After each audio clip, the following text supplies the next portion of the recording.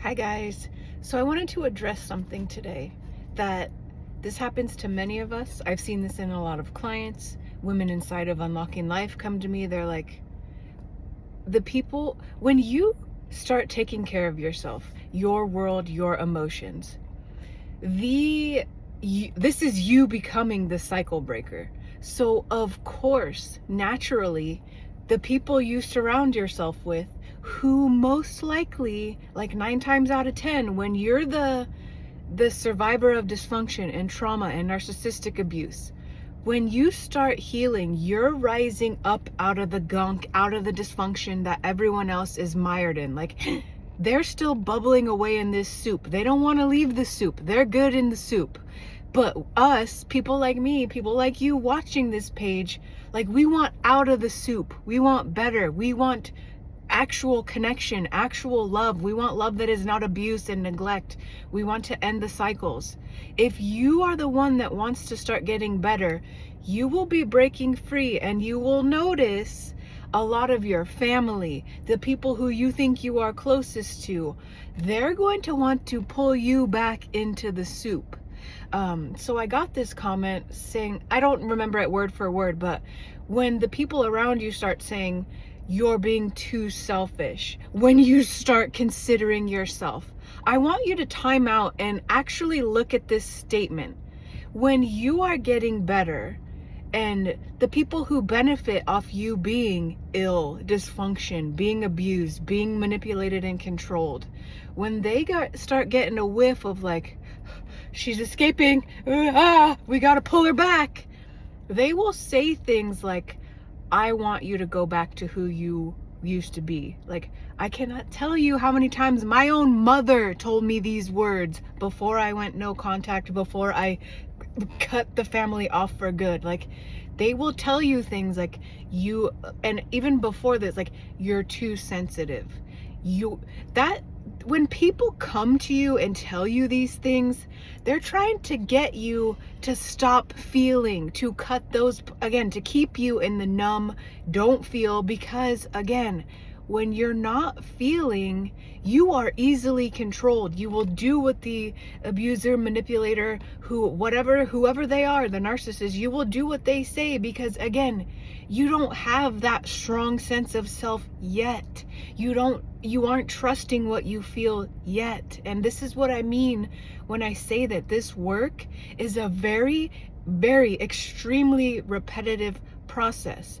For children like me, children of narcissists, children of extreme childhood trauma, neglect, and abuse, we don't have the patterning, right? And if you're aligning with this stuff I say, it just means you don't have this patterning yet. You have not learned it. We don't learn this type of stuff in narcissistic and dysfunctional homes because our parents, the abusers, benefit off us being numb, not feeling, and just being the people pleaser yes man. So it takes work. Again, I always feel like I'm repeating myself, but again, no, I repeat a lot because as you go through this journey, you will be repeating a lot. You will be forgetting what you're learning, and then you remember and you slide back and forth repeatedly. And this is how you learn. This is how you stop being the yes man, people pleaser, and your awareness will grow. So when new people or different people or the same people keep coming to you being like, you're too selfish, you're taking care of you, you're not, like, and they don't essentially flat out say this, you're taking care of you, and that means no one's taking care of me. This is why they tell us these things, because they're noticing, oh no, my caretaker is flying the coop, she's leaving the soup. Like, they know, they can tell when you are starting to take care of yourself, and you're not bad or wrong for doing this, but this is what these familial systems make. We feel bad and wrong, and we feel ashamed that we are now I'm feeling, and I feel shitty, and I don't want to feel like I feel in this soup anymore. And we feel shameful and bad about that because we've learned and known our whole life that our purpose, our fake ass false purpose, is to caretake our parents, our friends, our boyfriends, girlfriends, wives, husbands that are not doing this work, that just want us in the soup, because when we're in the soup, we're caretaking them and all their emotional needs and all of their junk, while we are the ones being neglected. And this is what I help you undo. This is what women are undoing inside of Unlocking Life After Trauma and Codependency. Like, I help you wake up. I help you see these patterns and help you start questioning and like taking a pause and slowing down and timing out, so you can now decide in real time when this stuff happens to you, when you have lived the life you've lived and you're seeing how much you have been neglected, how much you have put the name of love on all this stuff that is traumatic and hurtful and painful. And when you start seeing literally how unsupported you've been in your entire life, because that's the truth of the matter. When we wake up to these narcissistic families, these dysfunctional and traumatic and just jacked up systems and beliefs we've grown up in, we're not receiving support. And you don't receive the support you need until you start awakening and feeling. And like you have to look and be very extremely honest. Take no more denial, no more denying, oh, but they love me, this is just how they are. Like, abuse will never ever be love, and you cannot keep naming it, putting the name love on being neglected, on that your expectation, that your purpose in life is to people please and to caretake grown adults who are not doing this work for themselves. And as you go through this process, you begin to understand that the people not feeling, the people not taking care of their own emotions, like, they're not doing it themselves. They will never be able to do it for you. They will not be able to see you. They can't do it until, if even at a point in their own journey, their journey becomes awakening, okay. But again, we as the survivors have no control over that, and you have to know this too. You cannot force anyone to awaken. Like, I don't know the reasoning why certain people awaken and why certain ones don't. Like, I can't tell you why I woke up and decided I'm fucking done with the shit of my family. Like, I'm done with these cycles. I'm done. I'm done. I'm done. I'm done. Get me out of here. Like, I don't know why it happened to me and it happened to no one else in my family. They just keep staying in the codependent, alcoholic, addiction, we don't want out of here soup. But I wanted out of the soup, and I know that there are other people who are watching my videos that want out of the soup, but like, there is a lot you gotta go through to swim your way out of the soup, okay guys? And that's what we cover inside of Unlocking Life After Trauma and Codependency, because you have to learn certain life skills, and these life skills all revolve around getting comfortable as hell with your feelings and getting comfortable as heck with what you've been through. Like, being able to finally be like, okay, I've been neglected my entire life. Woo! It's time to not do that anymore. Like, you have to be able, and I say this, like, it's easy for me to talk about it now, but back 10, 11, 12 years ago when I was in it, it's not easy. It's not easy to see that you have never been loved, that you have never been supported, to realize that the family unit, the one thing in your entire life that was supposed to be a safe, loving, kind, caring, nurturing place for you was not this.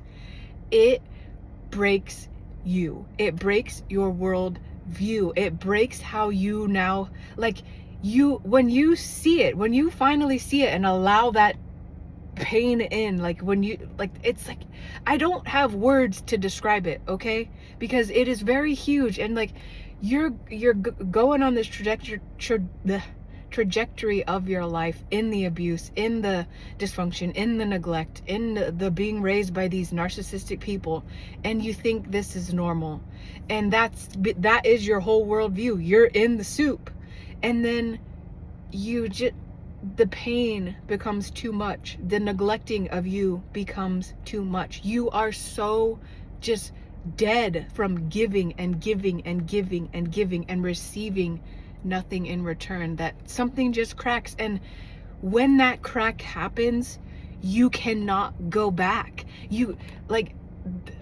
I can't go back to neglecting myself anymore. I can't do it. And this is what I want for you too. Because when you reach that point of awakening and seeing and really just feeling all of that neglect, and like how you have to take responsibility as well, and how you let people treat you.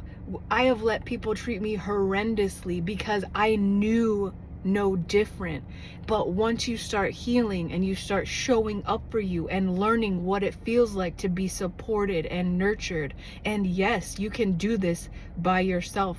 This is the whole process I teach inside of Unlocking Life. Like, you don't need your narcissistic family to see you, to love you, because like on the same side of that coin, they can't. They've spent your whole life journey ignoring you and neglecting you. And when you finally understand that you're bringing your needs to like a brick wall that does not care for you, you start seeing, okay, I kind of get it now. My mother, my father, whatever their issues, they made them unavailable to me, and I keep knocking on this damn brick wall trying to get them see me, love me, please, please. And you get tired of begging to a brick wall.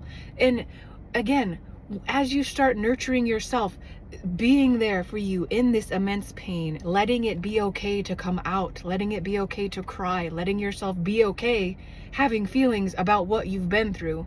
When you start doing this, you begin understanding, like, this is what I have missed. This is what the brick wall can't give. And that starts feeding you instead of the neglect. You start being like, okay, I'm not going to neglect myself anymore. And then when the people come in that tell you, you're too selfish, you start seeing the meaning behind that. They're losing their support because you are now supporting you, which you never got from them in the first place. So you're not really losing much. You're not. Like, a lot of us, we struggle to deal with that. Oh, but they're family. But what about when your family has been no true source of love, care, kindness? Like, you're not, like, family does not exist for a lot of us when you are raised by these truly narcissistic people. Like, family, I'm gonna be honest, like, family is not, like, the way a normal healthy person has a family. We don't have that. We don't. And it's not like there's all this stigma behind this. There's like your biological, because we need a family to survive, so we get extra stuck in all this dysfunction and crap. But it's so wild when you start unraveling this, guys. Like, I swear to God,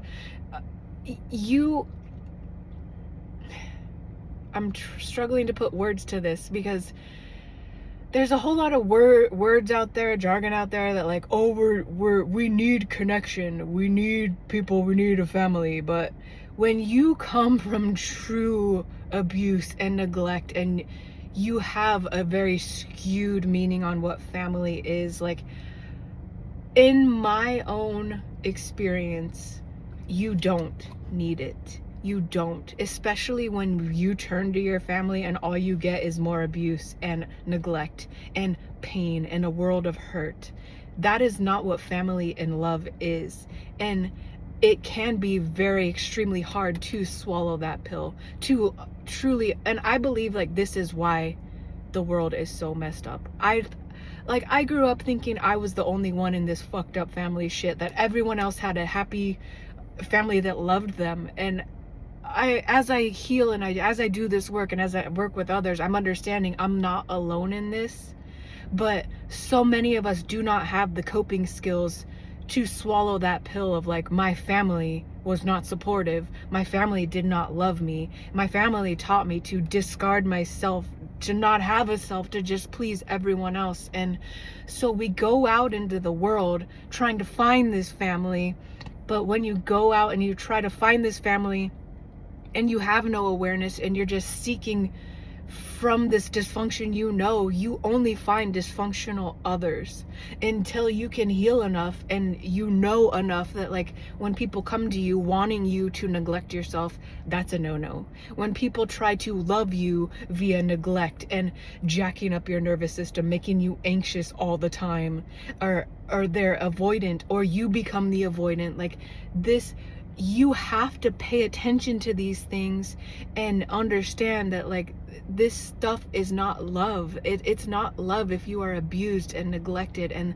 the people who you claim love you are telling you you're too sensitive, you can't feel this way, you can't do XYZ, you cannot take care of you, your purpose is to be there for me and every single one of my needs, while you ignore and neglect yourself. Like, and these are things you pick up on this journey when you start dismantling and unraveling all this trauma that you have been born in. And again, you think this is the normal way of life, and your healing will shatter this. And what it becomes is personal to you and your journey. Like, I can't tell you what love will mean to you, but like this, you get to decide now. Like, and I can tell you 100%, it is not you being neglected, being left, being not included, like having a family that is of no support, of no interest, like they don't care about you, they have no interest in you. That's not it. That is not it. That's not what we're trying to do here. You have to decide. Like, a lot of it too is deciding, what do you want? How do you want to be treated? Because I know a lot of us, we know we don't want to be ignored and left and but, and this is like a part where you have to learn, again, the nervous system aspect of it, of feeling, what is it like for me to be seen? What is it like for me to have people around me that care about more than just surface level, that care about, like, if I'm hurting, that, or if they did something that hurt me, I can bring that to them and be like, hey, it hurt me when you said this, it hurt me when you didn't invite me here, it hurt me when you blah blah blah. Like, just imagine if you could do that with your parents, if you could tell them that something they did hurt you, and them not turning it around all it, well I did the best I could, like, we don't have people that are receptive to us and our needs. But again, as you become the one that is receptive to your feelings, to your wants, to your needs, this is how you change the patterning. You do it for yourself, you get used to having someone be receptive to you, and then you begin to expect that of others in your world. And this is how you call in new people that will treat you differently. Like, it all starts with you. And if you want help diving into these patterns, looking at your life, helping yourself build awareness and break patterns and get the hell out of this trauma narcissistic soup, Unlocking Life is here for you. Go check it out. It is on sale half off right now till the end of the year. I hope this video helps, guys. And just remember, abusers, manipulative type people, they don't want you caring about yourself. And you have to, like, selfish is not a bad word in this healing journey. Like, you have to learn to become selfish. You come first, not everyone else and their mom. You come first. Your feelings matter. And once you can, like, wrap your head around that, because even that can be hard for you to swallow. Like, when I first started this journey, like, my parents taught me you are selfish if you do anything that is in your interest. You must cater to me, the lords of your life, mother and father, and you can't do anything for yourself. And like, this is how a lot of us live. And like, that is the beginning of codependency. You have no self, you have no agency. You must do to please everyone around you. And that's how you get love, how you get attention, how you get. And like, that's a main theme you have to look at as well. Are you doing to get? Because when you do to get, you never get what you're wanting. You never get what you're chasing after. Because usually for people like us, we're chasing another unavailable target, trying to get them to give us what they can't even give to themselves, and thus they can not give to us. So there are many things to be aware of on this journey. And like, if this feels overwhelming to you, I know it is. It's overwhelming. It is overwhelming to live in trauma and then have the gateways break open and have this understanding that like, you mean my whole life is what? You mean this stuff, how I was raised is like, I could change it. I don't have to be this neglected, depressed person. Like, I could take care of me. Like, and that part is us not developmentally reaching milestones. We're still stuck. We are adult children. Like, we get stuck in these stages where we were never met, never seen. Thus, we don't learn how to be seen. We don't learn our needs can be met. And we get stuck in these stages where we're still fighting to receive love, receive the teachings that show us my needs can be met, I can be seen, I can feel, I can have emotions, and I can talk about them. Like, when your family isn't teaching you these things, you don't learn them unless you have other people around you doing this. And this is the kicker with kids who grow up in traumatic homes. Like, all of our circles are the same. Like, our parents find friends like them who are abusive, neglectful, alcoholics, you name it. Whatever your parents are, their friends are like them too. Like, you are who you hang out with. Know that's important to know too. Like, you are your friend group. So when we're literally, like, it's crammed on us from all sides. Like, neglect everywhere. Nobody's feeling anything. Like, I know I'm not the only one who has lived this. Like, I look at my family and like all their friends, like, everyone's an alcoholic, everyone drinks into oblivion, no one's feeling. Like, it's just everywhere. It surrounds you from all sides, and it feels even more lonely because you're the only one doing this. You're like, what the fuck? This is where getting a dog helps, because she doesn't drink, she doesn't yell at me, she's so she's so perceptive. And like, when I cry, when I'm angry, she's like right here. She's like, how are you? Oh my god. She is more caring than my family has ever been, which blows my goddamn mind. Like, and I don't say these things for pity or for anything from you guys. I share to help you know and understand, like, you're not alone. You can deal with these things. Like, what you've faced, there are others out there who have faced it as well, and we are on the road to thriving. We're all learning this together here, okay guys? This is why I share what I share, to help you know that you're not alone. Because I spent so long being like, god damn, am I seriously this fucked up? Like, am I the only one who is going through this? Like, what the hell? And like, TikTok, the internet, YouTube has helped me through sharing understand and know, like, okay, I'm not the only one. Thank God. Yeah, so that's my little rant for the day. I love you guys. Thank you for being here. And just, remember, you are not selfish for caring for yourself, for wanting to learn to heal and live better. And keep going. Even if no one around you is doing this work, it matters that you are. You healing heals the world. I promise you this. We are helping raise the vibration of the earth by raising our own vibrations, by healing, by feeling, because as we do it, we help others do it. As you start feeling and healing, you will help your friends, people around you, the people you connect with.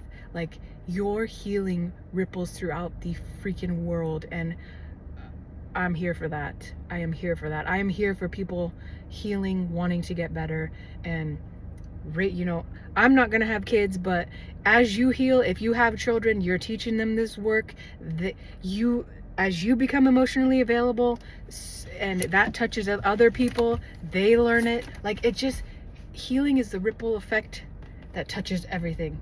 And if you're on this journey, I salute you, because like, this is hard stuff, but you know what? We're getting through it. We're doing the damn thing. I love you guys. Bye.